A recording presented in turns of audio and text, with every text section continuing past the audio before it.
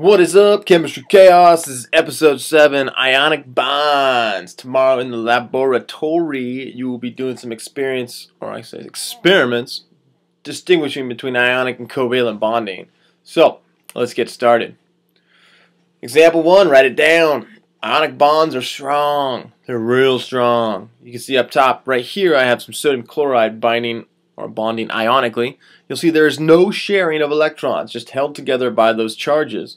Whereas the oxygen on the bottom is covalently bonding. They are sharing electrons. So they are completely different in the world of bonding of molecules. We'll test these out next time in the lab. So, example 2. Ionic bonds have a high melting point, meaning it takes a lot of energy to separate and free those molecules to be individuals. If you look on the right, we have some sugar. Sugar will easily decompose at 186 degrees Celsius, whereas salt on the left, 801 degrees Celsius. That's insane. It takes a lot of energy to molten that stuff. Alright, moving on. Example 3. Ionic compounds readily dissolve in water, meaning they dissolve pretty quickly. Right here we have some potassium permanganate. It is an ion compound.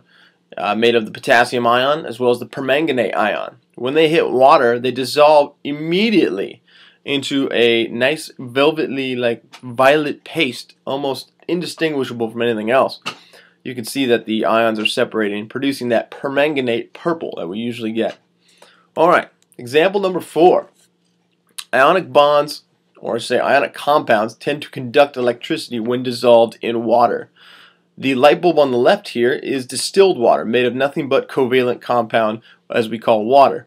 Whereas the one on the right has ions floating within it. Now these ions are charged ions, meaning that they can allow electricity to pass over them, or I should say electrons to pass over them. So they act as a conductor. We'll be doing this in class tomorrow as well. So, today's death metal reference is Cataclysm.